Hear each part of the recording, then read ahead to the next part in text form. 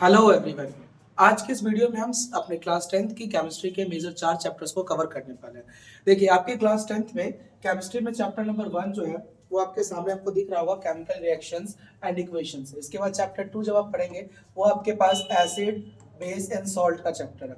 Third जब आप chapter पढ़ते हैं वो है आपके पास मेटल एंड नॉन मेटल्स का, and the fourth one is carbon. In 4 chapters की मिलाकर आपके पास जो वेटेज आती है वो 25 मार्क्स की आती है। कोशिश करेंगे आज की इस एक वीडियो में हम ये पूरे 25 मार्क्स कवर कर सकें। चलिए, सबसे पहला चैप्टर जो आपके पास है, इस चैप्टर में आपको केमिकल रिएक्शंस एंड इक्वेशंस के बारे में पढ़ना है कि केमिकल रिएक्शंस होते क्या है और इक्वेशंस किन्हें कहते हैं। थोड़ा सा चैप्टर का ओवरव्यू ले लेते हैं कि चैप्टर में हमें क्या क्या चीजें पढ़नी है, फिर उसके बाद इसे आगे कंटिन्यू करेंगे। तो देखिए, इस चैप्टर में सबसे पहले तो आपको समझना है कि जो रिएक्शन किसे कहते हैं और खास करके रिएक्शन की वजह से क्या क्या चेंजेस आते हैं। तो हमारे पास रिएक्शन की वजह से चेंज आता है, पहला चेंज हमारे पास इसमें कलर का आता है, यानी रिएक्शन की वजह से कलर जो है वो चेंज हो जाते हैं। मतलब जब भी आपको रिएक्शन करेंगे तो जो सब्सटेंस आपने लिया है उसका जो भी कलर है, रिएक्शन करने के बाद उसका रंग बदलने वाला है। कलर के अलावा उसके स्टेट में चेंज आता है, यानी कि वो सॉलिड है तो सॉलिड से लिक्विड हो जाएगा, लिक्विड है तो लिक्विड से गैस हो जाएगा। तो ये मेजर चेंजेस होते हैं। टेम्परेचर बदल सकता है कि उसका तापमान जो है वो परिवर्तित हो जाए। इसके अलावा आप यहाँ पे ये भी सीखेंगे कि किसी भी वर्ड इक्वेशन को लिखने का सिंपलेस्ट वे, यानी सबसे ईजी तरीका क्या होता है। इजी तरीके के हिसाब से अगर मैं यहाँ बात करूँ तो हम किसी भी केमिकल इक्वेशंस को दो तरीके से मेजरली लिख सकते हैं। इसमें हमारे पास सबसे पहला तरीका आता है, दैट इज इस तरीके से आप पूरी के पूरे वर्ड्स के साथ लिख सकें। तो इस तरह के इक्वेशन को हम लोग वर्ड इक्वेशन कहते हैं, यानी हम इस वर्ड इक्वेशन के बारे में पढ़ेंगे कि वर्ड इक्वेशन में एक प्रेजेंट कर सकते हैं। दूसरा होता है, इस तरीके से हम सिंबल्स कैसे कर सकते हैं, इसे हम लोग केमिकल इक्वेशन कहते हैं, यानी आप इसे केमिकल इक्वेशन के रूप में भी रिप्रेजेंट कर सकते हैं। यानी आपके पास दो तरीके हो गए, एक हो गया आपके पास वर्ड इक्वेशन और दूसरा हो गया आपके पास केमिकल इक्वेशन। फिर इसके बाद आप देखेंगे कि केमिकल इक्वेशन में कैसी इक्वेशन होती है जो इक्वेशन के सभी एलिमेंट्स दोनों तरफ बराबर नहीं होते, उन्हें हम लोग अनबैलेंस्ड इक्वेशन कहते हैं। जिसमें दोनों तरफ सारे एलिमेंट बराबर हो जाए उसे हम लोग बैलेंस्ड इक्वेशन कहेंगे। बैलेंस्ड इक्वेशन जब भी आप पढ़ते हैं तो इसमें इसके बाद आपको अलग अलग प्रकार के जो है इक्वेशंस के बारे में पढ़ना है कि केमिकल रिएक्शंस किस किस प्रकार के हो सकते हैं। इसमें सबसे पहला रिएक्शन आप पढ़ते हैं, that is exothermic reaction, combination reaction. Combination reaction में हम कहते थे कोई भी ऐसा रिएक्शन जिसमें आप कोई भी दो सब्सटेंस को आपस में रिएक्ट कराएंगे तो रिएक्ट करके वो एक सिंगल सब्सटेंस बना देगा। इसी में हम पढ़ते हैं एक्सोथर्मिक रिएक्शन के बारे में। एक्सोथर्मिक रिएक्शन का मतलब एक ऐसा रिएक्शन जिस रिएक्शन को करने पर उसमें से हीट क्या हो, रिलीज होनी चाहिए, यानी हीट जो है वो निकलनी चाहिए। फिर हम पढ़ते हैं डीकम्पोजिशन रिएक्शन। वो ठीक कॉम्बिनेशन का उल्टा होता है, जहां कॉम्बिनेशन कह रहा था कि भैया एक ऐसा रिएक्शन जिसमें कोई भी दो चीजों को रिएक्ट कराओ तो रिएक्ट कराने पर आपको एक सिंगल सब्सटेंस प्राप्त हो। तो डीकम्पोजिशन कहता है कि इस वाले रिएक्शन में आपके पास एक सिंगल सब्सटेंस होगा और इस रिएक्शन के थ्रू या तो इसी तरह से स्प्लिट करें जिससे कि वो एक से ज्यादा चीजों में टूट जाएगा। इस तरह का रिएक्शन हो तो उसे डीकम्पोजिशन रिएक्शन कहते हैं। जहां एक्सोथर्मिक रिएक्शन कॉम्बिनेशन से जुड़ा हुआ था और वहां पर हीट निकलती थी, वही पेंडोथर्मिक कहता है एक ऐसा रिएक्शन जिसमें हीट को यूज किया जाएगा, यानी ब्रेक करने के लिए heat is used up, heat के इस्तेमाल करके रिएक्शन किया जा रहा हो। फिर नेक्स्ट हम यहाँ पर देखते हैं अगला रिएक्शन जो आपको यहाँ पर दिखाई देता है, that is displacement reaction. Displacement reaction क्या होगा, तो डिस्प्लेसमेंट रिएक्शन कहता है जी, डिस्प्लेसमेंट रिएक्शन मतलब एक ऐसा रिएक्शन जिसके अंदर कोई भी ज्यादा रिएक्टिव एलिमेंट कम रिएक्टिव एलिमेंट को हटा देगा और उसकी जगह ले लेगा। फिर हम डबल डिस्प्लेसमेंट रिएक्शन पढ़ेंगे, एसिड प्रेसिपिटेशन पढ़ेंगे, ये जानेंगे ऑक्सीडेशन रिडक्शन क्या होता है, ये भी समझेंगे कि ऑक्सीडेशन की वजह से क्या क्या प्रभाव पढ़ते हैं। इसके अलावा जब आप आगे बढ़ते हैं तो यहाँ जो आपने देखा बैलेंस्ड इक्वेशन, बैलेंस्ड इक्वेशन में हमें ये समझना है कि सर इक्वेशन को बैलेंस करने की जरूरत ही क्यों पड़ी या क्या जरूरत थी। तो बैलेंस इक्वेशन इसलिए जरूरी होता है क्योंकि इसी इक्वेशन के थ्रू हम समझते हैं कि ये law of conservation of mass को फॉलो कर रहा है। अब sir law of conservation of mass का मतलब क्या, तो law of conservation of mass हमने पढ़ा था जो हमें कहता है कि मास कैन नाइदर बी क्रिएटेड, ना तो मास को क्रिएट किया जा सकता है और ना ही उसे डिस्ट्रॉय किया जा सकता है। मास can neither be created nor be destroyed, ना तो मास को बनाया जा सकता है और ना ही मास को मिटाया जा सकता है। ये चीज आपको याद होगी, हमने पढ़ा था और ये अपने 9th क्लास में पढ़ा होगा चैप्टर नंबर 3 में, जहां हमने लॉज पढ़े थे केमिकल कॉम्बिनेशन के। तो वहां हमने पढ़ा था कि law of conservation of mass कहता है कि ना तो मास को क्रिएट कर सकते हैं और नहीं से डिस्ट्रॉय कर सकते हैं। तो यही चीजें प्रूव करते हैं जितना स्टार्टिंग में मास था उतना ही एंड में होगा, यानी हमेशा इक्वेशन बैलेंस्ड होनी चाहिए। सेकेंड चीज, दोनों तरफ जो एटम्स के नंबर ऑफ एटम्स है वो हमेशा सेम रहेगा। Reactants and products both present, यानी इसमें दोनों तरफ में जो चीजें होती है, इधर जो रिएक्शन में पार्ट ले लेते हैं ना उन्हें रिएक्टेंट कहा जाता है, और जो रिएक्शन के बाद रिजल्ट बन रहा होता है उसे प्रोडक्ट कहते हैं। दोनों तरफ बराबर होगा ये। इसके अलावा इसमें हम फिजिकल स्टेट्स को भी दिखा सकते हैं जब रिएक्शन लिखते हैं। इसमें सॉलिड को S से, लिक्विड को L से, एक्वस को AQ से और गैस को G से दिखाते हैं। अब मोस्ट इंपॉर्टेंट चीज नोट करके यहाँ पे बोला हुआ है स्केलेटल इक्वेशंस, ये कई बार पूछ लेते हैं एमसीक्यूज वगैरह में, ये आपको पता होना चाहिए। स्केलेटल इक्वेशन किसे कहते हैं? Skeletal equations are usually unbalanced equation but there are few which need not to be balanced as they are already balanced। कुछ ऐसी इक्वेशंस होती हैं जिसे हम अनबैलेंस्ड कहते हैं, और अनबैलेंस्ड इसलिए कहते हैं क्योंकि उसमें दोनों तरफ एलिमेंट्स बराबर नहीं होते। तो ऐसे अनबैलेंस्ड इक्वेशंस को हम लोग स्केलेटल इक्वेशंस कह सकते हैं। यानी स्केलेटल का मतलब कोई भी ऐसा इक्वेशन जो कि अनबैलेंस्ड हो, उसके दोनों तरफ यानी लेफ्ट साइड जो रिएक्टेंट्स है या राइट साइड में जिसका प्रोडक्ट है वो दोनों बराबर नहीं होंगे। चलिए अब इस चैप्टर को डिटेल में स्टार्ट करते हैं। चैप्टर में क्या क्या चीजें हमें पढ़नी है। तो सबसे पहले तो आपके सामने यहाँ पर स्केलेटल इक्वेशन और बैलेंस्ड इक्वेशन समझाने की कोशिश करी गई है। जैसे एग्जांपल के लिए आप ये देख सकते हैं, पहला इक्वेशन में यहाँ पे C है, यहाँ पे O2 है, यहाँ पे CO2 बना है, यहाँ भी C है, यहाँ पे भी O2 है, यहाँ पे भी CO2 बना है। सर दोनों तरफ तो सेम ही है। तो देखिए स्केलेटल इक्वेशन वो भी इक्वेशन हो सकती है जिसे बैलेंस ही नहीं किया जा सकता, यानी वो ऑलरेडी बैलेंस्ड हो, यानी उसमें कुछ और हमें एक्स्ट्रा एड ऑन करने की जरूरत पड़ती ही नहीं है। तो ऐसे इक्वेशन को भी हम लोग स्केलेटल कहते हैं। इसके साथ साथ जैसे दूसरा है Zn plus H2SO4 ZnSO4 plus H2, same दोनों तरफ दिख रहा होगा S plus O2 SO2, NaCl plus AgNO3 NaNO3 plus AgCl, दोनों तरफ ऑलमोस्ट सेम ही बन रहा होगा। यानी ये वो सारे रिएक्शंस हैं जो कि स्केलेटन भी है और बैलेंस्ड भी है। तो ऐसे भी कुछ रिएक्शंस हो सकते हैं जो स्केलेटन भी हो और बैलेंस भी हो, पर कुछ ऐसे भी हो सकते हैं जो स्केलेटन तो हो मगर वो बैलेंस ना हो। जैसे एग्जांपल के लिए जैसे H2 है और उसमें O2 का आपने रिएक्ट करवाया, तो रिएक्ट करते ही ये H2O बना लेगा। इसमें देख सकते हो यहाँ डबल ऑक्सीजन था, यहाँ सिंगल हो गया, तो ये बैलेंस नहीं है, पर ये स्केलेटल है क्योंकि अनबैलेंस्ड है। पर वही जब उसको हम बैलेंस करके लिखते हैं तो हम लिखेंगे 2H2 प्लस O2 इक्वल में 2H2O। अब इसमें हमें दिख रहा है कि सब कुछ आपस में क्या हो रखा है, बैलेंस हो रखा है। तो जी हाँ, ये वाला इक्वेशन हमारे पास बैलेंस्ड हो जाएगा। आगे आपके पास यहाँ पे डेफिनेशन दे रखी है सबसे पहले कि केमिकल रिएक्शन कहते किसे हैं। तो the reaction the process in which new substances with new properties are formed is called chemical reaction. ऐसा कोई भी रिएक्शन जो न्यू सब्सटेंसेस, जिस रिएक्शन के थ्रू हमारे पास ऐसे सब्सटेंस बने जो बिल्कुल नए सब्सटेंस हो और उसकी पूरी प्रॉपर्टीज जो है वो नहीं हो, ऐसे रिएक्शंस को हम लोग केमिकल रिएक्शंस कहते हैं। यानी रिएक्शन के बाद जो चीज बन करके आएगी वो उसके स्टार्टिंग प्रोडक्ट से बिल्कुल ही अलग होने वाली है। अगर स्टार्टिंग प्रोडक्ट से बिल्कुल ही अलग चीज बन रही है दैट मींस कि वो केमिकल रिएक्शन होगा। केमिकल रिएक्शन में दो चीजें होती हैं, एक होता है रिएक्टेंट, एक होता है प्रोडक्ट। रिएक्टेंट का मतलब the substances which take part in chemical reaction, ऐसी चीजें जो रिएक्शन में भाग ले, पार्ट ले, यानी जो रिएक्शन की स्टार्टिंग पे दिखाई दे, वो आपके पास क्या होते हैं, रिएक्टेंट्स होते हैं।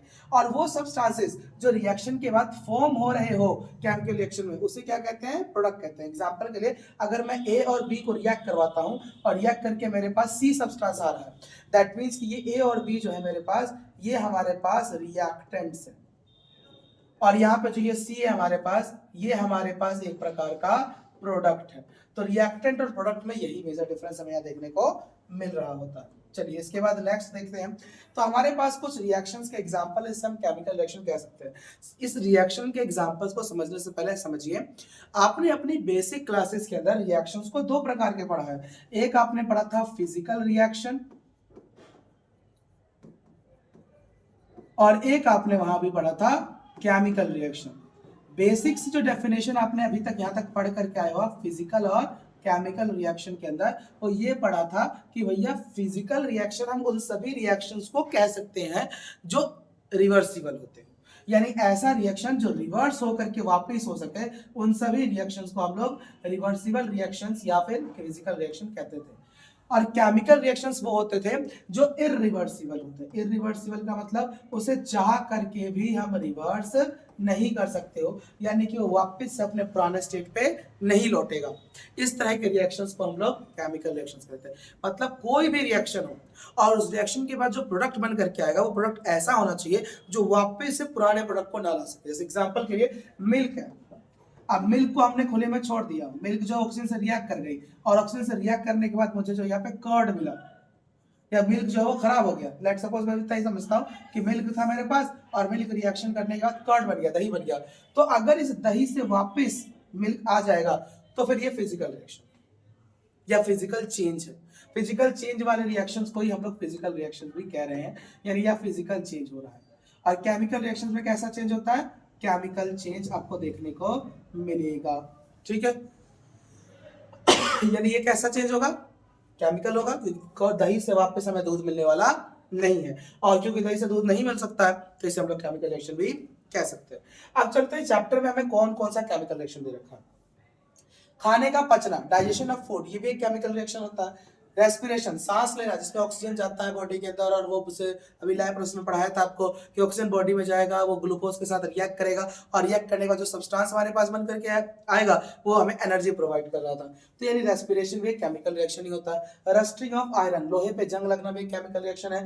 Burning of magnesium ribbon, magnesium ribbon का जलना, ये भी एक केमिकल रिएक्शन है। फॉर्मेशन ऑफ कर्ड, दही का बनना, ये भी हमारे पास एक केमिकल रिएक्शन है। सर केमिकल रिएक्शंस की कोई और पहचान नहीं है क्या? हाँ जी, है ना। केमिकल रिएक्शन जहां भी आपको देखने को मिलेगा उन केमिकल रिएक्शंस के अंदर ये 4 चेंजेस दिखेंगे, जिसमें सबसे पहला चेंज आता है उसका स्टेट बदल जाएगा। स्टेट बदलने का मतलब सॉलिड है तो लिक्विड में, लिक्विड है तो गैस में बदल जाएगा। चेंज इन कलर, उसका रंग परिवर्तित हो जाएगा, अलग अलग रंगों में जा सकता है, पहले कुछ और रंग होगा बाद में कुछ और हो जाएगा। चेंज इन टेम्परेचर, उसका तापमान गर्म हो सकता है ठंडा हो जाएगा, ऐसे चेंज देखने को मिलेगा। इवोल्यूशन ऑफ गैस, उसमें से आपको गैस निकलती हुई दिखाई दे सकती है। इसके अलावा एक और चीज होता है कभी-कभी जिसको हमने यहाँ पे नहीं लिखा वैसे, तो वो होता है प्रिपरेशन ऑफ प्रेसिपिटेट। कभी-कभी आपके पास प्रेसिपिटेट भी बनेगी, इसे हम आगे वीडियो में देखेंगे। प्रेसिपिटेट का मतलब कोई रिएक्शन करने पर कोई चीज आपके बीकर वगैरह में या जहां भी आप रिएक्शन कर रहे हो उस जगह पे इकट्ठा हो जाए तो उसे कहते हैं प्रेसिपिटेट बनता है। तो ये भी एक चीज हो सकता है। हालांकि स्टार्टिंग में आपको इसका चैप्टर नहीं बताया जाता, लेकिन जब आप आगे रिएक्शंस पढ़ेंगे तो वहां पे आपको ये प्रिपरेशन ऑफ प्रेसिपिटेट देखने को मिलेगा। चलिए इसके बाद नेक्स्ट चलते हैं आगे टॉपिक में। अब आपके बात आता है base of presenting chemical reaction. किसी भी केमिकल रिएक्शन को दिखाने का तरीका क्या हो सकता है? तो किसी भी केमिकल रिएक्शन को प्रेजेंट करने का हमारे पास दो तरीके हैं, एक है बॉडी इक्वेशन और एक होता है आपके पास केमिकल इक्वेशन। बड़ी बता चुका हूं, जैसे जिंक प्लस सल्फ्यूरिक एसिड लिख दिया, या जिंक सल्फेट प्लस हाइड्रोजन बन गया। इधर वाले को रिएक्टेंट कहते हैं, इधर वाले को प्रोडक्ट कहते हैं। केमिकल में जिंक की जगह उसका सिंबल Z लिख दीजिए, सल्फ्यूरिक एसिड की जगह उसका सिंबल H+O4 लिख दीजिए, जिंक सल्फेट की जगह उसका सिंबल NaSO4 लिख दीजिए, हाइड्रोजन की जगह उसका सिंबल H2 लिख दीजिए। तो इस तरह से अगर लिखा तो सब केमिकल इक्वेशन कहेंगे। हालांकि चैप्टर में थ्योरी कवर करने की कोशिश कर रहे हैं, तो अगला टॉपिक आपका पढ़ लेते हैं केमिकल इक्वेशन होती क्या है। केमिकल इक्वेशन कहना किसे है? तो chemical reaction can be represented by chemical equation, मतलब कोई भी रासायनिक अभिक्रिया को दिखाने के तरीके को हम लोग यहां पर केमिकल इक्वेशन कहते हैं। It involves uses of symbol of elements और chemical formula of reactant and product with mention of physical state. इसे हर धातु अगर हमने रिएक्शन में तत्व का एलिमेंट्स का तो उसके हम सिंबल यूज करेंगे। अगर आपने कोई पहले से तैयार कंपाउंड यूज किया तो फिर उसका केमिकल फार्मूला का यहां पे आप प्रोडक्ट यूज करेंगे, जिससे कि आपका रिएक्शन बन पाएगा। The necessary conditions such as temperature, pressure और any catalyst should be written on arrow between reactant and product. और अगर कुछ भी एक्स्ट्रा मुझे दिखा देता है रिएक्शन में जो जरूरी है, ये इसके बगैर रिएक्शन नहीं हो सकता, जैसे कि तापमान, प्रेशर या किसी प्रकार का कोई कैटलिस्ट मतलब रिएक्शन में होना जरूरी है, इसकी वजह से रिएक्शन हो रहा हो, तो इन सभी चीजों को हम एरो के ऊपर यानी इसके रिएक्टर प्रोडक्ट जो एरो लगाते हैं उस एरो के ऊपर नीचे लिख सकते हैं। यहां पे एग्जांपल दिया गया आपको केमिकल इक्वेशन में, जैसे magnesium is bond in air to form magnesium oxide. ये आपकी बुक का एक इंपॉर्टेंट रिएक्शन है, जब एनसीईआरटी से पढ़ते हैं चैप्टर को तो उसमें पहला यही है कि मैग्नीशियम इतना को जला करके दिखाया, कैसे बताया जाता है कि वो केमिकल रिएक्शन है। इसमें दो प्रिकॉशंस आपको बताए गए हैं, दरअसल जब ये कर रहे हो तो किसी बड़े का साथ रखें और किसी बर्न करना जलाना तो फिर सबसे जरूरी है। और दूसरी चीज मैग्नीशियम इतना को जलाने से पहले उसे सैंड पेपर से घिसना पड़ता है। तो मैग्नीशियम को किसने से पड़ता है क्योंकि मैग्नीशियम एक मेटल है और मेटल को ऐसे खुला छोड़ दिया जाए तो वातावरण में मौजूद ऑक्सीजन से रिएक्ट कर लेता है और अपने ऊपर एक ऑक्साइड की परत लगा लेगा, और ये ऑक्साइड की परत क्या करता है उसे जलने नहीं देगा। यानी ऑक्साइड की चीज जो है यानी जिस पे ऑक्साइड की परत होती है जल्दी जलती नहीं है, जिससे जलने में समस्या हो सकती है, जलेगा नहीं। तो इस केस में आपको करना क्या चाहिए, पहले साइड उसको घिसना चाहिए, इससे ऑक्साइड की परत हट जाएगी और कोई डॉट इम्प्योरिटी तो वो भी क्लीन हो जाएगी, फिर वो आसानी से जलेगा। तो इसको जलाने का क्या होगा, मैग्नीशियम है, जलाने के लिए ऑक्सीजन लगेगा, जब बॉन्ड करेगा ऑक्सीजन गैस आएगी और जलने के बाद आपको मैग्नीशियम ऑक्साइड देखने को मिलेगा। अब बात करते हैं balancing chemical equation. Balancing chemical मतलब किसी भी केमिकल इक्वेशन को बैलेंस कैसे करते हैं। हालांकि इसमें कोई थ्योरी आपकी बनती नहीं है, इसलिए हम इस टॉपिक को अभी स्किप कर रहे हैं। जब आप इसके बाद इसके क्वेश्चंस अगर हम सॉल्व कर रहे होंगे तो उस क्वेश्चन अगर मैं आपको सिखाऊंगा कि बैलेंसिंग केमिकल इक्वेशन कैसे करते हैं। अभी के लिए हम आगे बढ़ जाते हैं।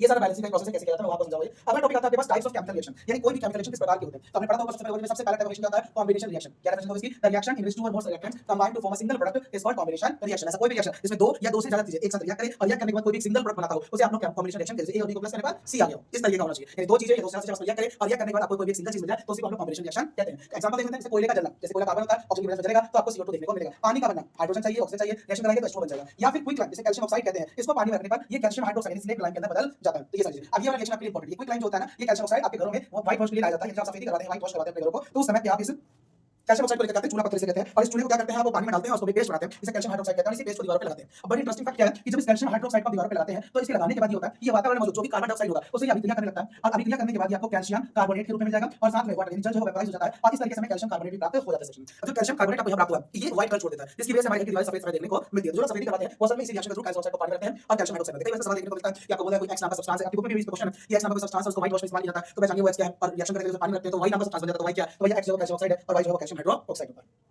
अब इस फर्स्ट रिएक्शन के अंदर हमें एक और टाइप ऑफ रिएक्शन पढ़ना है, that is called exothermic reaction. X में क्या होता है, reaction in which heat is released, यानी ये पॉइंट है ऐसा कोई भी रिएक्शन जिसमें कि हीट रिलीज होता हो along with formation of products, और इसके अलावा प्रोडक्ट्स भी, यानी कोई भी क्रिया करिए रिएक्शन होगा, प्रोडक्ट मिलेगा और प्रोडक्ट के मिलने के साथ साथ वहां पे हीट भी जनरेट होनी चाहिए। अगर ऐसा हो रहा हो तो इस रिएक्शन को हम लोग एक्सोथर्मिक रिएक्शन कहेंगे। यानी ऊपर में होने वाले रिएक्शंस में जो लास्ट रिएक्शन है इसमें हीट निकलती है, दैट वाई हम इसको भी जो कैल्शियम ऑक्साइड रिएक्शन है इसे हम एक्सोथर्मिक कह सकते हैं। का बर्निंग ऑफ कोयला, कोयले को जला के हीट निकलती है, इसे भी आप लोग जो है एक्सोथर्मिक रिएक्शन कह सकते हैं।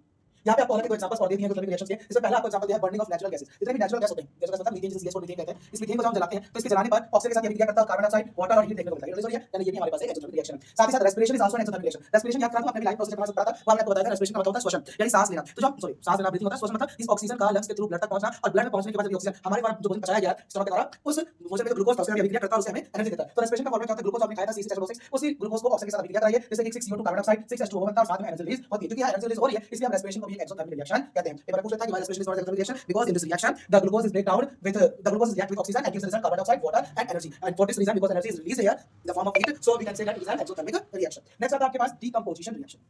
डिकम्पोजिशन क्या होगा, जो कॉम्बिनेशन ने कहा ठीक उसका कॉम्बिनेशन क्या करा कि दो या दो से रिएक्ट करा और रिएक्ट कर सिंगल प्रोडक्ट मिलेगा। ये कहता है ना the reaction in which a compound splits, reactant एक ही रहेगा इसमें, और वो स्प्लिट हो जाएगा दो या दो से ज्यादा सिंपल सब्सटेंसेस के बीच में। यानी अगर एक ही चीज रिएक्ट करे और रिएक्ट करना एक से ज्यादा, यानी दो ज्यादा में टूट जाए, तो इस टाइप के रिएक्शन को हम लोग डीकंपोजिशन रिएक्शन कहते हैं। इसमें एक सब्सटेंस था, रिएक्ट करने का उसने को B प्लस C में तोड़ दिया। अब डीकंपोजिशन रिएक्शंस आपके पास तीन प्रकार के आते हैं। पहला आता है आपके पास थर्मल, दूसरा होगा आपके पास इलेक्ट्रोलाइटिक और तीसरा होता है आपके पास फोटोलिटिक। यानी आपके पास इस तरीके से तीन प्रकार के आपके पास डीकंपोजिशन रिएक्शन हो जाते हैं। इसमें फर्स्ट रिएक्शन हम पढ़ने जा रहे हैं, that is thermal decomposition. Thermal का मतलब when decomposition is carried out by heating, यानी इस रिएक्शन में डीकंपोजिशन करने के लिए हम कंपाउंड को गर्म करेंगे, हीट करेंगे और जलाएंगे। इसमें भी कुछ रिएक्शन है जो बहुत इंपॉर्टेंट है। इसमें सबसे पहला रिएक्शन आपके पास बहुत इंपॉर्टेंट हो जाता है thermal, that is ferrous sulphate, जो कि हरे रंग का होता है, ग्रीन कलर का। इसमें गर्म करोगे तो फेरिक ऑक्साइड प्राप्त होगा, जो कि रेड और ब्राउन कलर का होगा। साथ में दो गैसेस निकलती है, sulphur dioxide and sulphur dioxide. जब रिएक्शन करोगे, हालांकि बुक में इसमें आप क्वेश्चन दे रखा है इसके पे कि रिएक्शन क्या होता है, तो अपने मुंह को कवर कर देते हो, थोड़ा ऐसे दूर रिएक्शन कर देते हो। क्यों? क्योंकि सल्फर डाइऑक्साइड और सल्फर डाइऑक्साइड हमारे लंग्स के लिए बहुत अच्छे नहीं होते, बहुत ही हानिकारक गैसेस है। तो इसलिए जब ये रिएक्शन हो तो हमें आपको पचास वाली स्मेल होती है, बहुत खराब होती है, और रेड ब्राउन कलर देखने को मिलता है ऑक्साइड का, और इसका धुआं भी ब्राउन फ्यूम्स यानी भूरे रंग का निकलता हुआ नजर आए। ऐसी कैल्शियम कार्बोनेट, जिसको लाइमस्टोन कहते हैं, इसको गर्म करोगे तो वापस आपको कैल्शियम ऑक्साइड और कैल्शियम कार्बन डाइऑक्साइड जो देखने को मिल जाएगा। लेड नाइट्रेट की बात करते हैं, PdNO3 whole power to whole 2, इसको जब हीट करोगे तो ये आपके पास लेड ऑक्साइड, नाइट्रोजन डाइऑक्साइड और ऑक्सीजन इसमें टूट जाता है।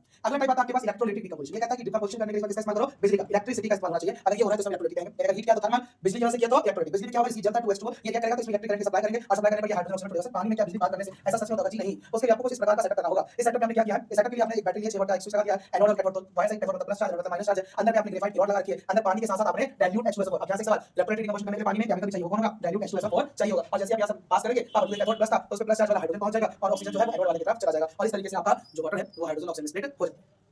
इसके बाद नेक्स्ट आता है आपके पास फोटोलिटिक डीकंपोजिशन। ये क्या होता है, when decomposition is carried out in presence of sunlight, सूर्य की रोशनी की प्रेजेंस में अगर होने लगे तो उसे क्या कहोगे, फोटोलिटिक कहोगे। थर्मल का मतलब क्या था, फिर थर्मल मतलब हीट से, फिर हमने पढ़ा इलेक्ट्रोलाइटिक, वो क्या कहता है भैया बिजली लेके आओ, इलेक्ट्रिसिटी लेकर आइए तो काम बनेगा। फिर हमारे पास नेक्स्ट आ गया फोटोलिटिक। फोटोलिटिक क्या कह रहा है भैया, फोटोलिटिक कहता है कि हमारे लिए क्या लेके आओ, सनलाइट लेके आओ, अगर सूर्य की रोशनी रहेगी तो हम ये रिएक्शंस करेंगे। यानी कि decomposition reactions are mostly, sorry ये वाला पार्ट भी आपको समझाना है, मतलब यहां पे समझ में आ गया आपको फोटोलिटिक का मतलब जहां पे रिएक्शंस करने के लिए क्या चाहिए हो, आपको सनलाइट रिक्वायरमेंट पड़ती है। सनलाइट रिक्वायरमेंट के मैंने कुछ एग्जांपल दे देते हैं। इसमें AgC है, यानी सिल्वर क्लोराइड है, जैसे सूर्य की रोशनी में छोड़ दोगे तो सिल्वर अलग हो जाएगा, क्लोराइड अलग हो जाएगा। AgBr सिल्वर ब्रोमीन है, इसको सूर्य की रोशनी में छोड़ दोगे तो सिल्वर अलग हो जाएगा, ब्रोमीन अलग हो जाएगा। तो ये आपके पास देखने को मिलता है। अब यहां पे समझाइए कि जब भी किसी डीकंपोजिशन करते हैं तो इन सभी रिएक्शंस को हम लोग एंडोथर्मिक भी कह सकते हैं। क्यों कह सकते हैं, क्योंकि इन सभी में एनर्जी, हीट, लाइट या इलेक्ट्रिसिटी की फॉर्म में अब्सॉर्ब की जा रही है। ऊपर बताया था कॉम्बिनेशन इसमें एक्सोथर्मिक, एक्सोथर्मिक का मतलब ऐसे रिएक्शन जिसमें एनर्जी रिलीज हो रही है, और एंडो का मतलब वो रिएक्शन जिसमें एनर्जी जो है वो अब्सॉर्ब हो रही है, किसके रूप में, हीट, लाइट और इलेक्ट्रिसिटी के रूप में अब्सॉर्ब हो रही है। अब यहां से कुछ खास पॉइंट जो ध्यान रखना है, यहां पे सबसे पहले जो खास पॉइंट को ध्यान रखना है वो सिल्वर क्लोराइड जो है, जैसे आपने ऊपर AgCl कहा था, ये AgCl जो होता है ये ग्रे कलर में बदल जाता है जब इसे हम एक्सपोज करते हैं सूर्य की रोशनी में। अब इससे मतलब ये है कि सिल्वर क्लोराइड को जब आप रिएक्शन करेंगे, जब सूर्य का प्रकाश डालेंगे तो सिल्वर अलग होगा, क्लोराइड अलग होगा, लेकिन ये यहां पर ग्रे कलर यानी कि ग्रे कलर का रंग छोड़ेगा, जिसकी वजह से इस रिएक्शन का इस्तेमाल पहले ब्लैक एंड व्हाइट फोटोग्राफी के लिए भी किया जाता था। जो black and white photos click करते थे तो उसमें सिल्वर क्लोराइड होता था, जब उसे फ्लैश की रोशनी पड़ती थी तो यही सिल्वर क्लोराइड से क्लोराइड निकलता था और वो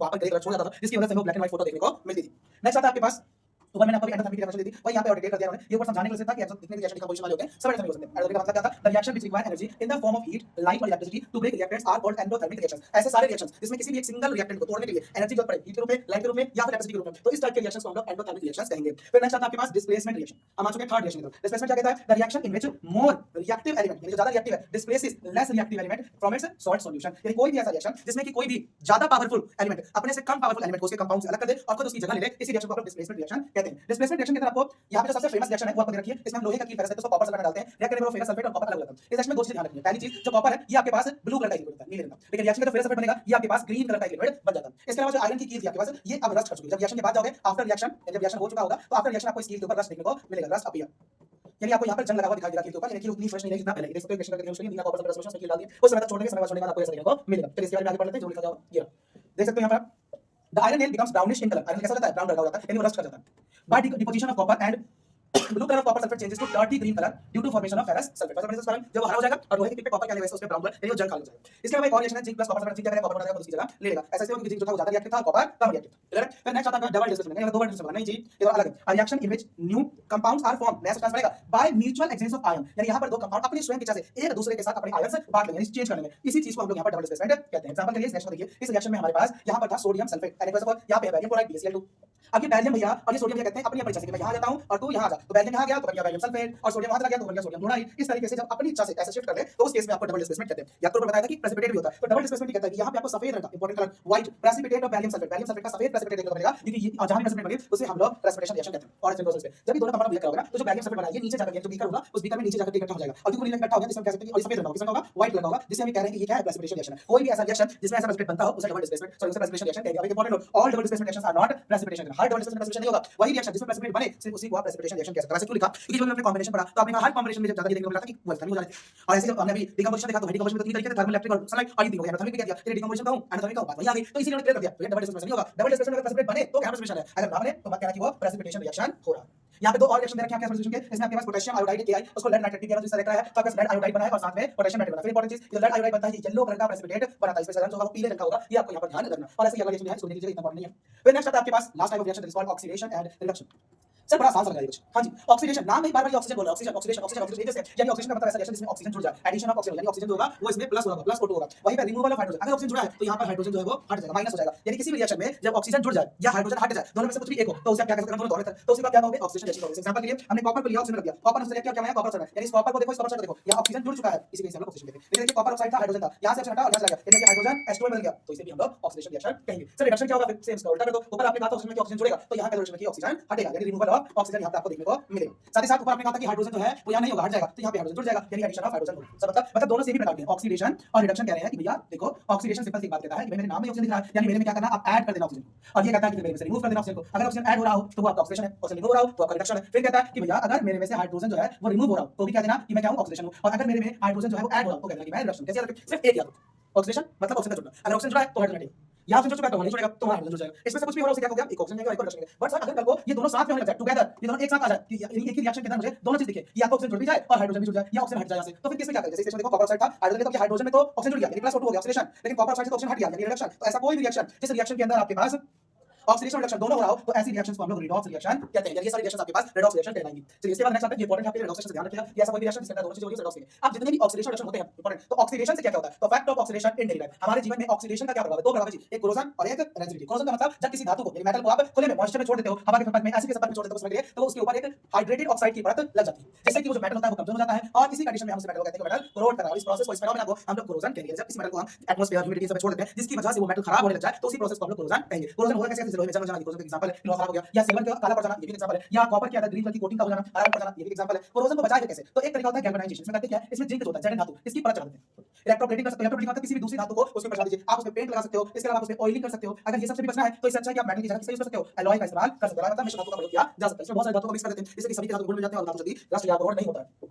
अगला पॉइंट आता है हमारे पास रेंसिडिटी। रेंसिडिटी क्या होगा, तो रेंसिडिटी कहता है कि भैया इसमें ये खासकर होगा किसमें, ये होता है फैट और ऑयल से बनी हुई चीजों, यानी कोई भी खाने पीने की चीज में या तो फैट होना चाहिए या ऑयल होना चाहिए। इससे होगा ये कि जब ये हवा के संपर्क में आएगा, हवा के संपर्क में छोड़ दो इसे, तो हवा के संपर्क में आने पर वो ऑक्सीडाइज हो जाएगा, और ऑक्सीडाइज होने के बाद उसमें से बैड टेस्ट आपको देखने को मिलेगा या और बैड स्मेल जो है वो आने लग जाएगा। यानी जब भी किसी खाने को जिसमें फैट हो या ऑयल हो उसे खुले में छोड़ देते हैं उसमें लिए और वो रिएक्ट कर जाए ऑक्सीजन से, नॉर्मली गर्मियों में इसमें बहुत जल्दी होता है कि हीट मिलती है उसे, और सर्दियों में बहुत कम स्लो हो जाएगा, तो उसके से होगा क्या कि खाने की चीजों उसमें से दो चीजें होगी, तो गंदी स्मेल लग जाएगी और उसका टेस्ट भी खराब हो जाएगा। इसी प्रोसेस को हम लोग रेंसिडिटी कहते हैं। जैसे दूध को मान लो गर्मी में निकाला और दूध को आपने बाहर छोड़ दिया, फ्रिज में रखना भूल गए, तो दूध क्या होगा उसमें के बाद खट्टा हो जाएगा, यानी खराब हो जाएगा। उस खट्टे होने में उसे खराब होने का दूसरा रेंसिडिटी लग चुकी है। मिल्क एग्जांपल याद रखिए, सोर मिल्क हो जाना, इसमें कई बार पूछ लिया था कि वजन में ऐसा क्यों हुआ, भैया ऐसा इसलिए हुआ कि उसे खुले में रख देंगे तो ऐसे खराब हो जाएगा। या आपने कुछ चिप्स वगैरह खरीदे तो चिप्स वगैरह को भी अगर सही तरीके से पैक करके रखा जाए तो वो उसकी नमी चली जाती है, वो खराब हो जाती है, उसको नहीं रख सकते। तो इन सबसे बचे कैसे, तो रेंसिडिटी से बचने के लिए तो पहला तरीका होता है बाय एडिंग एंटीऑक्सीडेंट। आप इन खाने पीने की चीजों में आप कोई भी एंटीऑक्सीडेंट डाल दीजिए, एंड इसमें कुछ ऐसी चीज होती है जो खाने की चीजों को बचा के रखेगी, लंबे समय तक खराब होने नहीं देगी। या तो आप इस खाने को एयर टाइट कंटेनर में रखिए, हवा जा ही नहीं, ऑक्सीजन रिएक्ट नहीं होगा तो खाने की चीज खराब नहीं होगी। इसके अलावा आप उस खाने को फ्रिज में भी रख सकते हैं, यानी कि आप उसको रेफ्रिजरेट कर दीजिए, रेफ्रिजरेट करने पर वो खाने पीने की चीजें खराब नहीं होगी। इसके अलावा उसमें आप नाइट्रोजन गैस भी डाल सकते हैं, क्योंकि नाइट्रोजन गैस होता है ना हेवी गैस, तो जहां ये रहेगा ऑक्सीजन नहीं रहेगा, तो नाइट्रोजन के साथ ऑक्सीजन खत्म तो खाने की चीज खराब नहीं होगी। इसलिए नाइट्रोजन गैस की जगह ही आपके अभी जितने भी चिप्स वगैरह आते हैं उन सभी के पैकेट के अंदर आपको ये गैस बनी हुई दिखाई देती है। जो चिप्स वगैरह के पैकेट होते हैं उसमें नाइट्रोजन गैस ही होता है, इसकी वजह से जब आप पैकेट ओपन करते हैं तो वही क्रंची चिप्स आपको सामने देखने को मिलते हैं, वो चीजें खराब नहीं होती। ये था आपके पास पूरा चैप्टर नंबर 1 जो मैंने आपको कराया। इसके नीचे से कुछ इंपॉर्टेंट क्वेश्चंस भी लगे हुए हैं, इन क्वेश्चंस को भी आपको ट्राई करना है। ये आपको स्कूल की सपोर्ट मटेरियल जो आपको प्रोवाइड कराई जाती है, ये सारे क्वेश्चन इंपॉर्टेंट है जो यहाँ ऑलरेडी आपको प्रोवाइड किए जाते हैं, जरूर सॉल्व करें। अब तो चैप्टर ब्रेक लेते हैं और ब्रेक के बाद हम जो अगला चैप्टर नंबर 2 जो है उसको स्टार्ट करेंगे। बाकी क्वेश्चन जो है बाद में कंटिन्यू करेंगे। चलिए जब तक मैं आपको चैप्टर नंबर 2 ओपन कर देता हूं, जहां से स्टार्ट करना है।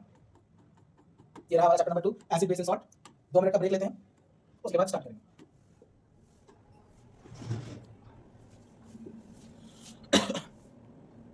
Two minutes later. 2 minutes later.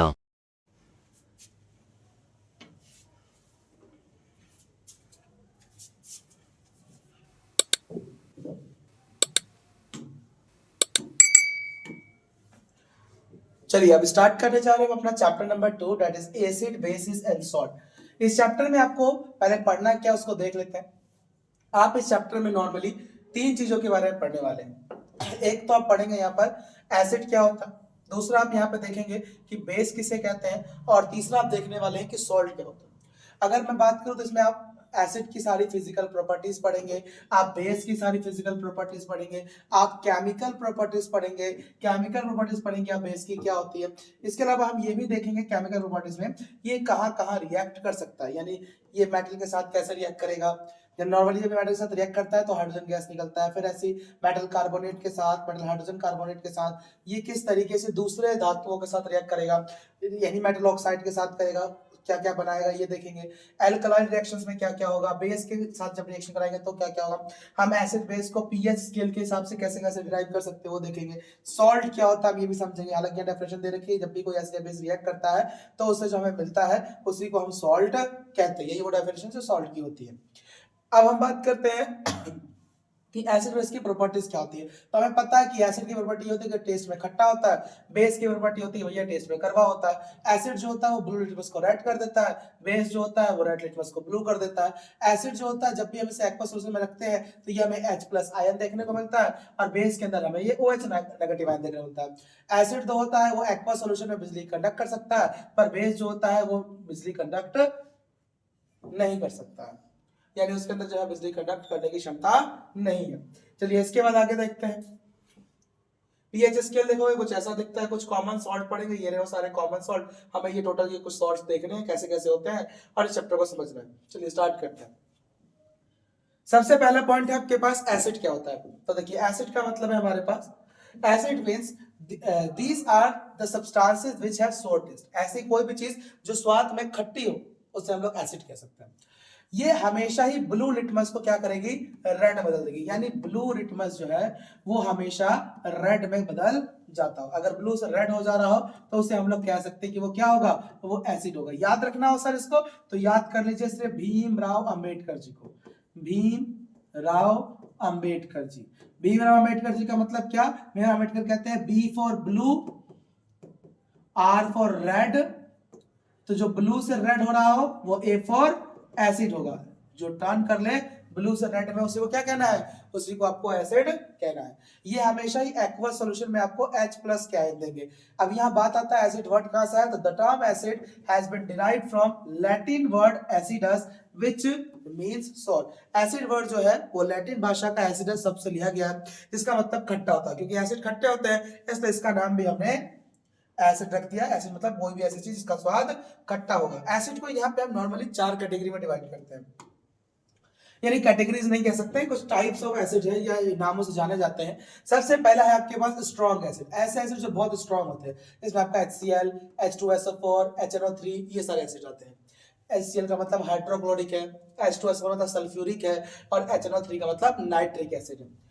Weak acids की बात करूं तो इसमें आपके पास CH3COOH ये एक एसिड आता है, इथेनोइक एसिड कहते हैं इसे, ऑक्सैलिक एसिड, लैक्टिक एसिड, ये सारे वीक एसिड होते हैं। स्ट्रॉन्ग का मतलब सीधे शब्दों में कि इसे आप खा नहीं सकते, ये बहुत हार्मफुल है। और वीक मतलब कितना कि आप इसे यूज कर सकते हैं, टच कर सकते हैं, आपको कुछ नहीं होगा। जैसे ऑक्सैलिक एसिड टमाटर वगैरह में पाया जाता है। लैक्टिक एसिड जो होता है, टमाटर कह रहा हूं सॉरी, ऑक्सैलिक जो होता है वो खाने पीने की चीजों में ही होता है खासकर। और लैक्टिक एसिड जो है हमारे पास ये दही में पाया जाता है। और ये इथेनोइक एसिड के इस्तेमाल से सैपोनिफिकेशन होता है, साबुन वगैरह बनते हैं, और भी कई सारी चीजों में इसका यूज देखने को मिलता है। अब 2 प्रकार के एसिड और कहते हैं हम, कंसंट्रेटेड और डाइल्यूट। सीधे शब्दों में कंसंट्रेट का मतलब एक ऐसा एसिड जिसमें एसिड की मात्रा ज्यादा हो, पानी की मात्रा कम। और डाइल्यूट जहां भी लिखा रहा है इसका होता है उसमें पानी ज्यादा था और एसिड कम था। यानी अगर एसिड ज्यादा है तो वो कंसंट्रेटेड है, अगर वाटर की मात्रा बहुत ज्यादा है तो वो डाइल्यूट। बस इतनी सी बात। एसिड समझे। चलिए अब बेस की तरफ आते हैं। बेस का मतलब क्या, these are the substances which are bitter in taste, यानी इसका टेस्ट कैसा होगा, कड़वा होगा। एक और एक खूबी है इसके अंदर, वो क्या है, सोपी इन टच, छूने पर ये साबुन जैसा फील होगा। ये रेड लिटमस को ब्लू कर देता है, रेड से ब्लू में कन्वर्ट हो जाएगा। ये OH नेगेटिव आयंस देते हैं सॉल्यूशन के अंदर। इसके अंदर भी स्ट्रॉन्ग और वीक एसिड होते हैं। स्ट्रॉन्ग का मतलब जैसे सोडियम हाइड्रोक्साइड है, पोटेशियम हाइड्रोक्साइड है, कैल्शियम हाइड्रोक्साइड है, ये स्ट्रॉन्ग एसिड्स है। वीक एसिड हमारे पास NH4OH अमोनिया, ये हमारे पास वीक एसिड्स की कैटेगरी के अंदर आता है। इसके अलावा एल्काइल की बात करते हैं। एल्काइल का मतलब these are bases which are soluble in water. ऐसा कोई भी बेस जो पानी में सॉल्युबल हो, घुल जाए, उसे हम लोग एल्काइल्स कहेंगे। जैसे एग्जांपल के लिए सोडियम हाइड्रोक्साइड है, पोटेशियम हाइड्रोक्साइड है, कैल्शियम हाइड्रोक्साइड है, ये सब पानी में घुल जाता है। सॉल्ट का मतलब क्या होता है? These are the compounds found from reaction of acid and base. Acid और बेस को रिएक्ट करने पर जो भी चीज बनकर के आए उसे हम लोग सॉल्ट कहेंगे। जैसे सोडियम क्लोराइड, पोटेशियम क्लोराइड, ये सारे सॉल्ट हैं जो हमें देखने को मिलते हैं। सर ये तो समझ गया कि एसिड जो होता है वो स्वाद में खट्टा होता है, बेस जो होता है वो स्वाद में कड़वा होता है। लिटमस का इस्तेमाल करेंगे तो लिटमस से ये भी पता लग जाएगा कि वो ब्लू से रेड हो रहा है, रेड से ब्लू हो रहा है, तो वो एसिड है या बेस। क्या सभी एसिड के टेस्ट तो हम कर नहीं सकते हैं? यानी अगर हम सभी एसिड को टेस्ट नहीं कर सकते हैं तो हमें किसी ऐसे पदार्थ की जरूरत है जो हमें ये बताए कि एसिड कौन है। तो इसके लिए जिस चीजों का हम यहाँ इस्तेमाल करते हैं उन्हें हम लोग यहाँ पर इंडिकेटर्स बुलाते हैं। इंडिकेटर्स का मतलब ऐसी कोई भी चीज जो अपना या तो रंग बदलती हो या फिर स्मेल चेंज करके हमें बताए कि वो चीज जो है वो एसिड है या बेस है। हमारे पास नॉर्मली 3 प्रकार के इंडिकेटर्स होते हैं। वो 3 प्रकार के इंडिकेटर्स कौन कौन से हैं? तो पहला आता है हमारे पास नेचुरल, प्राकृतिक इंडिकेटर, नेचर ने दिया हमें ये। सिंथेटिक, वो इंडिकेटर जो केमिकल सब्सटेंस है, हमने बनाया इन्हें।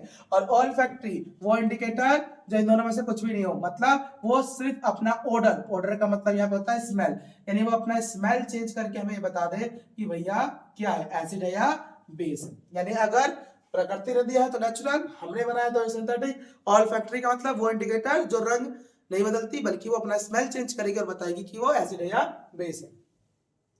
नेचुरल के अंदर बात करें तो नेचुरल के अंदर हमारे पास लिटमस आता है, रेड कैबेज लीव्स आता है, extract of flower of hydrangea आता है, टर्मरिक आता है, और ऐसे ही सिंथेटिक का भी है, ऑल्फैक्टरी का भी है। ये सारे नाम अभी हम पीछे भी देखेंगे और ये भी देखेंगे कि इनमें क्या क्या चेंजेस आते हैं। तो ये रहा आपके पास एक चार्ट, यहाँ पे आप देख सकते हो ये एसिड की कैटेगरी है और वो बेस की कैटेगरी है। यानी यहाँ पर हम एक तरफ एसिड देख रहे हैं और एक तरफ बेस देख रहे हैं। ये हमारा एसिड का कॉलम है और ये हमारा बेस का कॉलम। तो अब अगर लिटमस की बात करो तो पता है कि एसिड में ये लाल हो जाता है और बेस के अंदर ये नीला रहता है। अब अगर बात करो रेड कैबेज लीफ एक्सट्रैक्ट की, यानी कि गोभी के, लाल गोभी के पत्ते, इनके अंदर क्या होगा, एसिड के अंदर ये लाल रहेगा और जैसे बेस में डालोगे तो ये हरा हो जाएगा। हाइड्रेंजिया फूल जो होता है उसके जो फूल होते हैं वो एसिड में नीला रंग देंगे और बेस में डालते ही पिंक हो जाते हैं। हल्दी एसिड के अंदर कोई चेंज नहीं करता अपने अंदर, पीला का पीला ही रहेगा, लेकिन जैसे ही बेस में डालोगे तो रेड हो जाता है। केमिकल, अब सिंथेटिक इंडिकेटर्स की बात करें तो इसमें हमारे पास सिर्फ यही 2 इंडिकेटर्स है, एक है फेनोल्फथालीन, एक है मिथाइल ऑरेंज। फेनोल्फथालीन जो होता है वो एसिड के अंदर कलरलेस होता है पर बेस में डालते ही उसका रंग पिंक कलर का आ जाएगा, और मिथाइल ऑरेंज जो होता है वो एसिड में लाल हो जाएगा और बेस में डालते ही वो पीले रंग का हो जाता है। ये आपको लर्न होने चाहिए, इसमें से पूछा जा सकता है आपके एग्जाम में कि कौन से किसका है। इसके बाद बात करते हैं यहाँ पर ऑल फैक्टर इंडिकेटर्स की। इसमें हमारे पास अनियन है, वनीला है और क्लोव है। देखो जी, बहुत ही क्लियर कर दूं, एसिड के अंदर लेके जाओगे इसके स्मेल में कोई खास चेंज नहीं आने वाला है, यानी स्मेल रहेगी।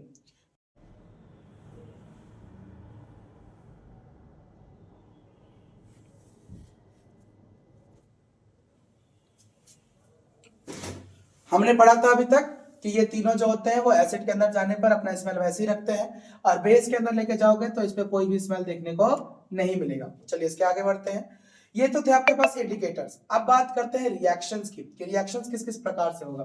तो सबसे पहला आता है reaction of metal with acid and with base. अगर आप किसी भी धातु को एसिड के अंदर रखते हैं या बेस के अंदर रखते हैं तो क्या होगा, एसिड के अंदर रखने पर जैसे ही एसिड को मेटल के साथ रिएक्ट करोगे तो सॉल्ट मिलेगा और हाइड्रोजन गैस मिलेगा। सेम यहाँ भी सॉल्ट मिलेगा और हाइड्रोजन गैस मिलेगा। यानी एसिड हो चाहे बेस हो, रिएक्शन के बाद रिजल्ट फिक्स है कि आपको सॉल्ट दिखेगा और हाइड्रोजन गैस निकलता हुआ दिखाई देगा। सर यहाँ पे कुछ एग्जांपल हो जाए जी, एसिड था हमारे पास हाइड्रोक्लोरिक, मेटल है जिंक, रिएक्ट करवाया तो जिंक क्लोराइड और हाइड्रोजन गैस बना। ऐसी बेस में देख लो, बेस है सोडियम हाइड्रोक्साइड, मेटल था जिंक, रिएक्ट करवाया सोडियम जिंकेट बना और साथ में आपको हाइड्रोजन गैस निकलता हुआ, यानी हाइड्रोजन गैस तो निकलता हुआ दिखाई दे रहा है। हाइड्रोजन गैस से कैसे पता लगेगा, तो इसको चेक कर सकते हैं। Hydrogen gas released can be tested by bringing burning candle near gas bubbles, it Burns with a pop sound. यानी जब भी कोई ये गैस निकल रहा होगा, इस गैस के निकलते समय जब इसके करीब में आप लेके जाओगे अपनी कोई भी चीज तो पॉप की साउंड बजेगा। सर आप गैस में लेके जाओगे थोड़ी पता लगेगा पॉप साउंड, बिल्कुल नहीं पता लगता।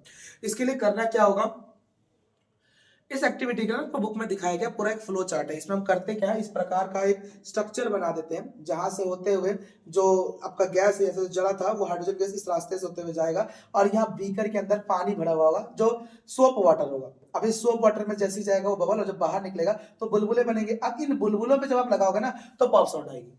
हालांकि सीधा भी पॉप साउंड आएगा पर उतना क्लैरिटी नहीं आती, पर यहाँ जितने बबल्स उतने ज्यादा पॉप साउंड क्रिएट होंगे। यानी इससे आप जल्दी पता लगा सकते हो कि हाँ जी, जहां भी हाइड्रोजन गैस निकलता है वहां पे पॉप साउंड देखने को मिलेगा।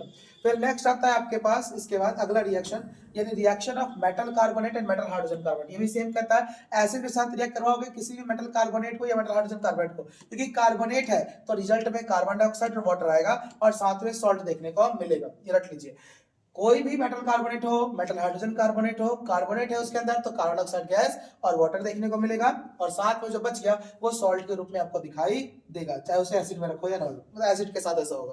बेस में क्या होगा, देखो कार्बोनेट ना खुद कार्बन की प्रकृति का है, तो खुद अगर कार्बन की प्रकृति का है तो उसको रिएक्ट कराओगे तो यहाँ पे कोई भी रिएक्शन नहीं होगा। ये इंपॉर्टेंट है कि कभी भी बेस को मेटल कार्बोनेट या मेटल हाइड्रोजन कार्बोनेट में रखे जाते हैं तो वहां पे कोई भी रिएक्शन नहीं होता। अब सर यहाँ पे भी एक गैस निकल रही है CO2 गैस, इसको कैसे चेक करें, कोई दिक्कत नहीं है। इस CO2 गैस को आप लाइम वाटर से पास कर दो। सर लाइम वाटर मतलब क्या पढ़ा था जी हमने, कैल्शियम हाइड्रोक्साइड होता है CaOH2, जैसे इसमें आप CO2 पास करोगे ये रिएक्ट करेगा और क्या बनाएगा, कैल्शियम कार्बोनेट CaCO3 बना लेगा। अब ये CaCO3 जो है वो एक मिल्किश कलर देगा, यानी मिल्क जैसा, दूध जैसा रंग आ जाएगा, जो इस बात का प्रूफ होता है कि जो गैस निकली है वो कार्बन डाइऑक्साइड है। ये भी कर सकते हो आप। इसके अलावा एक और तरीका है, एक और तरीका क्या है, आप इस तरीके को समझने के लिए समझेंगे कार्बन डाइऑक्साइड से कोई चीज जल नहीं सकती, तो जब ये गैस निकल रही हो तो उसके पास कोई बर्निंग कैंडल ले जाना, बर्निंग कैंडल के जैसे उसके करीब जाएगा तो बर्निंग कैंडल जो है जलना बंद हो जाएगा, ये बुझ जाएगा और उसका ये बुझना इस बात का एविडेंस होगा कि भैया जो गैस निकली है वो यहाँ पर आपके पास कार्बन डाइऑक्साइड ही होगी। नेक्स्ट है आपके पास reaction of acid and base with each other, यानी अगर हम एसिड और बेस को आपस में रिएक्ट करवा दें तो क्या होगा, तो फिर आपको सिर्फ सॉल्ट मिलेगा और हाइड्रोजन वाटर देखने को मिलेगा। और कोई भी ऐसा रिएक्शन जब एसिड और बेस को आप साथ में ही रिएक्ट करवाते हो तो देखिए अब आपके सॉल्ट तो आएगा, पर सॉल्ट की प्रकृति क्या होगी, सॉल्ट कहेगा अगर तुम्हारे पास एसिड था बेस था तो क्या सॉल्ट भी एसिड बेस दोनों जैसा होगा, नहीं।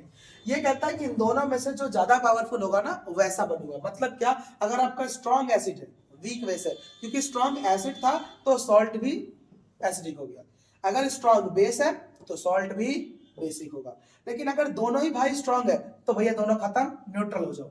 अगर दोनों ही वीक है तो भी दोनों खत्म, न्यूट्रल हो जाओ। यानी कि वीक या दोनों स्ट्रॉन्ग होने पर न्यूट्रल हो जाता है, बाकी दोनों पे ये जो स्ट्रॉन्ग है वही रिएक्शन मिलेगा। क्योंकि ये न्यूट्रल हो जाते हैं इसलिए इस टाइप की चीजों को हम लोग न्यूट्रलाइजेशन रिएक्शन कहते हैं। The reaction of acid with base to give salt and water is called as neutralisation reaction. कोई भी ऐसा रिएक्शन जो न्यूट्रल हो जाता हो उसे हम लोग न्यूट्रलाइजेशन रिएक्शन कहते हैं। अब ये क्या लिखा हुआ है, ये पीएच के बारे में बताया गया, अभी नीचे हम देखेंगे इसके बारे में, वही चीज यहाँ से डिटेल करी गई है। नेक्स्ट आता है आपके पास reaction of metal oxide with acid. यहां से एक एमसीक्यू रोल करो, जितने भी मेटलिक ऑक्साइड्स होते हैं ये सब बेसिक होते हैं। कैसे होते हैं, बेसिक होते हैं। यानी बेसिक शब्दों में आप बेस को एसिड के साथ रिएक्ट करो, अभी ऊपर देखा था सॉल्ट बनेगा और वाटर बनने को मिलेगा। जितने भी मेटल ऑक्साइड्स होते हैं वो सब बेसिक होते हैं नेचर में, इसीलिए ये रिएक्ट करने के बाद सॉल्ट और वाटर ही आपको देंगे। एग्जाम्पल के लिए कैल्शियम ऑक्साइड, मैग्नीशियम ऑक्साइड, ये सारे बेसिक ऑक्साइड है। देखिए कैल्शियम एक मेटल था, मैग्नीशियम एक मेटल था, यदि मेटल के इस्तेमाल से बना तो इसलिए इन्हें हम लोग बेसिक ऑक्साइड्स कहेंगे। और इनसे रिजल्ट जो बन करके आएगा वो आपके पास भी जो होगा वो न्यूट्रलाइजेशन रिएक्शन की तरह ही सॉल्ट और वाटर देखने को मिलेगा। वही सेम अगर आप किसी नॉन मेटलिक ऑक्साइड को उठाते हैं और उसको बेस के साथ करवाते हैं, अगर मेटलिक ऑक्साइड बेसिक है तो नॉन मेटलिक ऑक्साइड एसिडिक हो जाएगा, और एसिडिक को जब भी आप बेस में डालोगे तो फिर से वही सेम चीज आपको सॉल्ट और वाटर देखना, क्योंकि फिर से एसिड और बेस ही मिल गए तो फिर यहाँ पे भी सेम रिजल्ट आपको सॉल्ट और वाटर देखने को मिलने लगेगा। यानी ये दोनों भी कहीं ना कहीं न्यूट्रलाइजेशन जैसा ही प्रभाव डालते हैं। अब शॉर्ट रिव्यू के लिए आपके सामने एक टेबल दे रखी है कि अगर एसिड को मेटल कार्बन डालोगे तो सॉल्ट, कार्बन, वाटर, मेटल में डालोगे सॉल्ट और हाइड्रोजन, एसिड को किसी मेटल हाइड्रोजन कार्बन में डालोगे तो सॉल्ट CO2 और H2O, ऑक्साइड में डाला सॉल्ट H2O, बेस में डाला सॉल्ट H2O, मेटल में डाला सॉल्ट H2O है, सॉरी बेस H2O। अब बेस की बात करें तो बेस को मेटल में डालोगे तो सोल्ट H2 आएगा। अगर इसी बेस को मेटल कार्बोनेट में डाला तो यहाँ पर कोई भी रिएक्शन नहीं होता, और मेटल हाइड्रोजन कार्बोनेट में डाला तो भी कोई रिएक्शन नहीं होगा, अभी बोर्ड पढ़ाया था।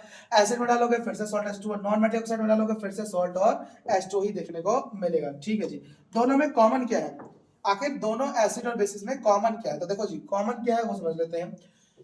जितने भी एसिड्स होते हैं सब में H+ आयंस कॉमन होते हैं। जितने भी एसिड्स होते हैं वो H+ आयन ही प्रोड्यूस करते हैं, जिसकी वजह से हमें उसका एसिडिक कैरेक्टर देखने को मिलता है। जितने भी बेसिस होते हैं वो OH नेगेटिव, जिसे हम लोग हाइड्रोक्सियल आयन कहते हैं, वो देखने को मिलेगा। यानी जितने एसिड है सब H+ आयन, जितने बेस है वो सब OH नेगेटिव आयन ही हमें देखने को मिलेंगे। इसके बाद आगे बढ़ते हैं अगर हम, तो यहाँ हमारे पास नेक्स्ट है acid and base in water solution. पानी में डालने पर क्या होगा, अभी पढ़ा है, अगर पानी में एसिड को डालोगे तो H+ आयन आएगा, बेस को डालोगे तो OH नेगेटिव आयन आपको देखने को मिल रहा होगा।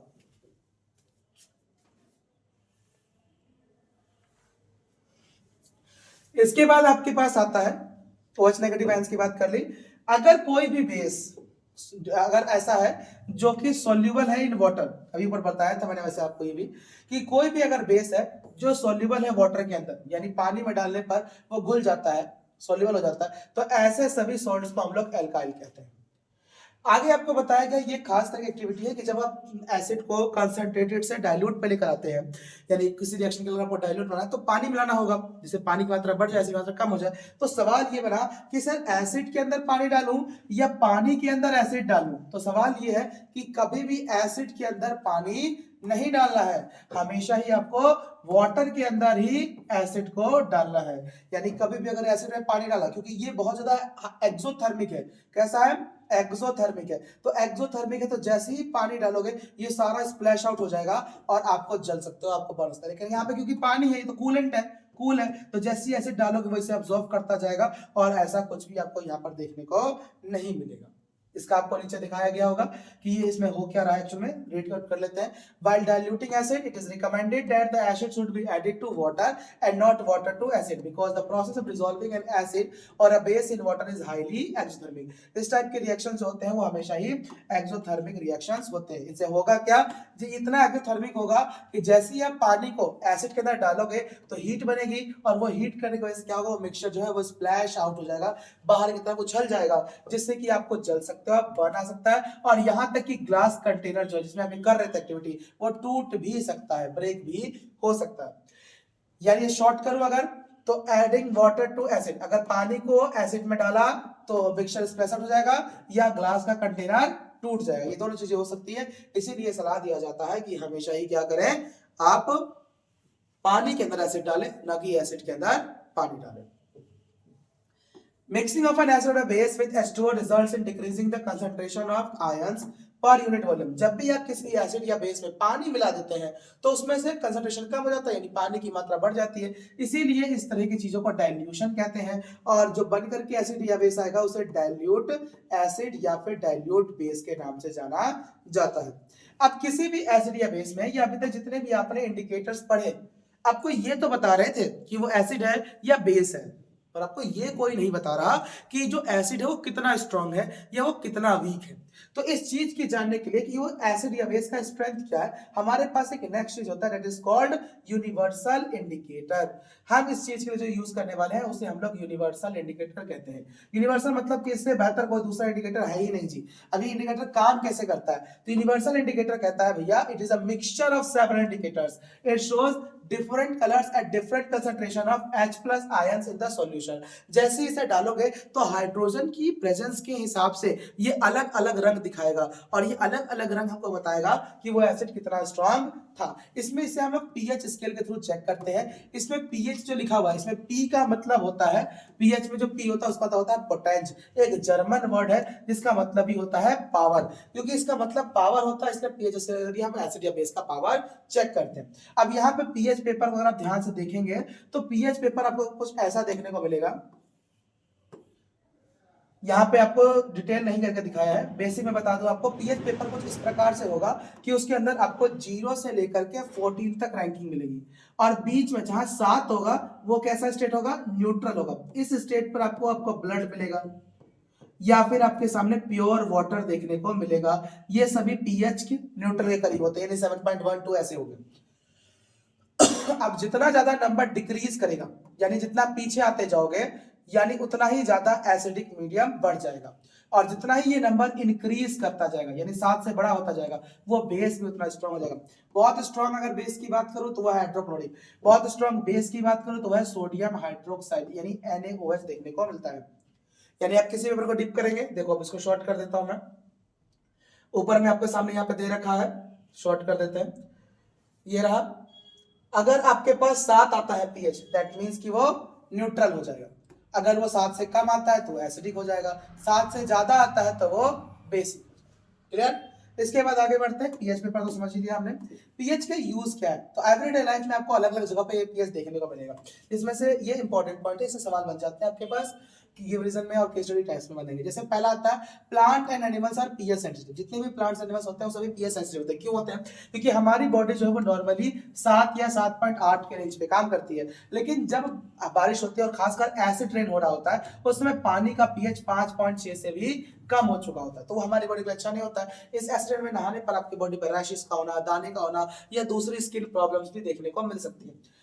मिट्टी की बात करें तो मिट्टी में भी पीएच की जरूरत होती है। क्यों? क्योंकि बहुत सारे ऐसे प्लांट होते हैं जो हेल्थी ग्रोथ के लिए वो चाहते हैं कि उनका जो पीएच लेवल है सॉइल का वो अलग अलग हो। ऐसे फार्मर्स को देखना पड़ता है कि अगर उन्हें मिट्टी एसिडिक रखनी है तो एसिडिक करते जाएंगे, उसे बेसिक बनानी है उनकी क्रॉप के हिसाब से तो उसको बेसिक भी करते हैं। यानी फार्मर्स यहाँ पर बहुत सारी चीजों को मिक्स करते हैं एसिड और बेस को, जिससे कि उनकी मिट्टी कम या ज्यादा पीएच को बना सके, और जैसी फसल के लिए उनको मिट्टी चाहिए वैसी मिट्टी वो रेडी कर ले। पीएच इन अवर डाइजेस्टिव सिस्टम, हमारे डाइजेस्टिव सिस्टम यानी पाचन तंत्र में पीएच का रोल होता है।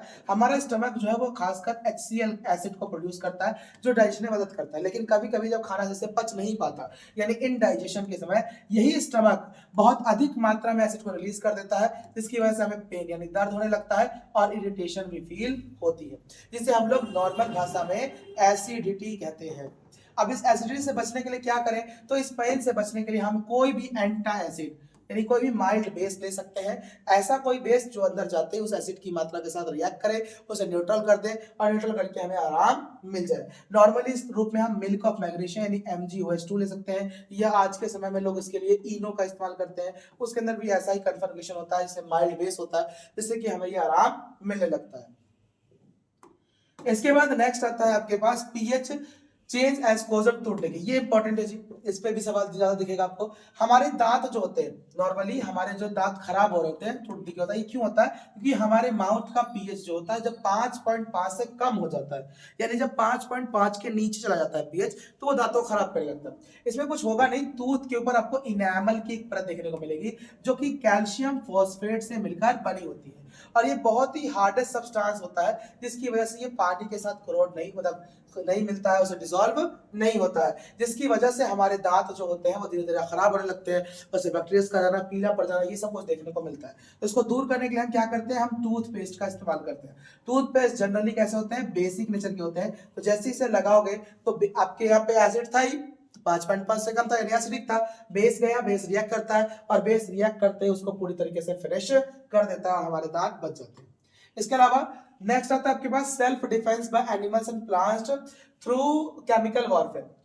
जितने भी एनिमल्स या प्लांट्स होते हैं वो सेल्फ डिफेंस के लिए भी क्या करते हैं, एसिड या बेस का इस्तेमाल करते हैं। जैसे आपने देखा होगा जो मधुमक्खियां होती हैं उनके पास जो पत्ते होते हैं, सॉरी मधुमक्खियां जो होती हैं, सॉरी पत्ते बता रहा हूं, गलत बोल गया मैं। जो मधुमक्खियां होती हैं उनके जो स्टिंग्स होते हैं यानी जो आगे जो लगे हुए होते हैं जो अपने बचाव के लिए उनके पास होते हैं, वो जब भी आपको काटती है तो वहां पे वो एक एसिड को छोड़ देती है, लीव्स मतलब वो छोड़ना, एसिड को छोड़ देती है, और इस एसिड के छोड़ने की वजह से वहां पे आपको पेन और इरिटेशन होने लग जाता है। वहां एसिड है तो उसे बचने के लिए क्या करना चाहिए, हमें वहां पे कोई भी बेस लगाना चाहिए, जैसे बेकिंग सोडा लगा सकते हैं हम, या फिर कोई दूसरा बेस आप वहां पे अप्लाई कर सकते हैं, जिससे कि बेस क्या करेगा, उस एसिड के साथ रिएक्ट कर लेगा और आपको बहुत जल्दी वहां पे रिलीफ देखने को मिल जाएगा। इसके अलावा stinging hair of nettle leaves inject methanic acid causing burning sensation or pain. Rubbing with leaf of dog plant gives relief. और ऐसी नीटल जो होता है उसके जो हेयर होते हैं वो जब आपको इंजेक्ट कर देता है, मारता है, तो मैथनोइक एसिड को छोड़ जाता है, जिससे कि वहां पे आपको सेंसेशन या दर्द हो सकता है, और इस केस में हमें डॉग प्लांट के पत्तियों का इस्तेमाल करना चाहिए, जिसकी मदद से हमें आराम मिलेगा। ये बेसिक नेचर की होती है। अब आगे बात करते हैं हम सॉल्ट के बारे में कि सॉल्ट कैसा होगा, उसका पीएच कैसा होगा। बहुत ही सिंपल सा गेम है, ऊपर भी देखा था हमने ये चीज। तो अगर एसिड स्ट्रांग है तो और बेस भी स्ट्रांग है तो सॉल्ट न्यूट्रल होगा, यानी उसका पीएच 7 होगा। अगर अगर आपका एसिड ज्यादा स्ट्रांग था, बेस वीक था, तो अब आपका सॉल्ट एसिडिक हो चुका था, यानी उसका पीएच 7 से कम हो जाएगा। अगर आपका बेस स्ट्रांग है, एसिड वीक है, तो आपका सॉल्ट का पीएच 7 से ज्यादा देखने को मिलने लगेगा। नेक्स्ट इसके बाद आता है आपके पास, आपने एसिड और बेस पढ़ लिया। नेक्स्ट टॉपिक है आपके पास सॉल्ट का। सॉल्ट आपके पास टोटल ये 5 प्रकार के होते हैं, तो यानी आपको ये 5 टाइप्स ऑफ सॉल्ट देखने हैं। पांचों प्रकार के सॉल्ट में आपके पास सबसे पहला सॉल्ट आता है जिसे हम लोग कहते हैं सोडियम हाइड्रोक्साइड। सोडियम हाइड्रोक्साइड जो है ये पहला सॉल्ट है आपके पास, जिसे हम लोग NaOH कहेंगे। दूसरा ब्लीचिंग पाउडर, जिसे हम लोग CaOCl2 कैल्शियम ऑक्सीक्लोराइड कहते हैं। तीसरा baking soda, sodium hydrogen carbonate. Washing soda Na2CO3 10H2O। Plaster of Paris calcium sulphate dot half H2O देखने को मिलता है। पहले बात करते हैं सोडियम हाइड्रोक्साइड की। देखिए सोडियम हाइड्रोक्साइड क्या करता है। सोडियम हाइड्रोक्साइड के लिए हमें इस प्रकार का एक रिएक्टिव बॉडी बनाना पड़ता है। इसके अंदर मतलब एक तरह का इस तरह का बीकर आपको लेना होगा इस रिएक्शन के लिए। इसमें आपको करना है कि आपको इलेक्ट्रिसिटी को पास करना है किसी भी aqua solution of sodium chloride, यानी इसे हम लोग ब्राइन कहते हैं। तो इससे होगा क्या कि ये टूट जाएगा, डिकम्पोज हो जाएगा और ये सोडियम हाइड्रोक्साइड बनाने लग जाएगा। और इसी प्रोसेस को हम लोग क्लोर एल्काइल प्रोसेस भी कहते हैं। एक्चुअली कुछ ऐसा होता है ये। इसके अंदर आपने क्या क्या यहाँ से ब्राइन डालना है, यानी वही सोडियम क्लोराइड प्रोवाइड कर देना है। और उसके अलावा इसके अंदर जो दूसरी चीजें होती हैं जो आपके पास एसिड्स वगैरह होंगे वो इसमें पुट कर देने हैं, रिएक्शन करवाना है। जैसे इसमें एनोल करंट में बिजली पास करोगे तो एक रास्ते से हाइड्रोजन गैस निकल जाएगी, एक रास्ते से क्लोरीन निकल जाएगा और यहाँ से आपको सोडियम हाइड्रोक्साइड जो है प्राप्त हो जाएगा। इसका यूज क्या है, तो क्लोरीन जो है इसका इस्तेमाल पानी के ट्रीटमेंट में, स्विमिंग पूल को साफ करने में, पीवीसी को डिसइंफेक्ट करने में, सीएफसी को क्लीन करने में और पेस्टिसाइड्स वगैरह में किया जाता है। वही हाइड्रोजन का इस्तेमाल फ्यूल के रूप में, मार्गरीन के रूप में या अमोनिया के रूप में इसे फर्टिलाइजर के रूप में इस्तेमाल कर सकते हैं। NaOH जो है सोडियम हाइड्रोक्साइड, इसका इस्तेमाल मेटल को डिग्रीज करने में, साबुन या डिटर्जेंट बनाने में, पेपर को बनाने में, इन सभी चीजों में, और साथ ही साथ आर्टिफिशियल फाइबर के रूप में भी हमें इसका यूज देखने को मिलता है। यही सारी चीजें आपके सामने यहाँ नीचे रिएक्शन के साथ बताई गई कि सोडियम क्लोराइड को जब पानी के साथ मिक्स किया आपने तो सोडियम हाइड्रोक्साइड हाइड्रोजन बना। इसमें इसके अलग अलग यूज थे, हाइड्रोजन का यहाँ होता है, क्लोरीन ये रहा HCl, और बाकी सब चीजें यहाँ इस्तेमाल में लाई जा सकती है। नेक्स्ट आता है आपके पास ब्लीचिंग पाउडर। ये कैसे प्राप्त होता है आपको, तो जब आप कैल्शियम ऑक्साइड को क्लोरीन के साथ रिएक्ट करवाते हो तो रिएक्ट करवाने पर आपको कैल्शियम ऑक्सीक्लोराइड और पानी मिलता है। यही कैल्शियम ऑक्सीक्लोराइड आपके पास क्या है, ब्लीचिंग पाउडर है। ब्लीचिंग पाउडर का इस्तेमाल कहाँ होता है, तो पहले तो कॉटन और लिनन के जो कपड़े होते हैं, टेक्सटाइल इंडस्ट्रीज में उनको रंग देने के लिए, ब्लीच करने के लिए ब्लीचिंग पाउडर का इस्तेमाल होता है। दूसरा ब्लीचिंग का एक प्रोसेस यूज किया जाता है वुड पल्प से पेपर बनाने में भी। इसके अलावा इसे ऑक्सीडाइजिंग एजेंट के रूप में केमिकल इंडस्ट्री में यूज करते हैं, और साथ ही साथ पानी से इन्फेक्टिंग चीजों को खत्म करने के लिए भी हम इसका इस्तेमाल करते हैं।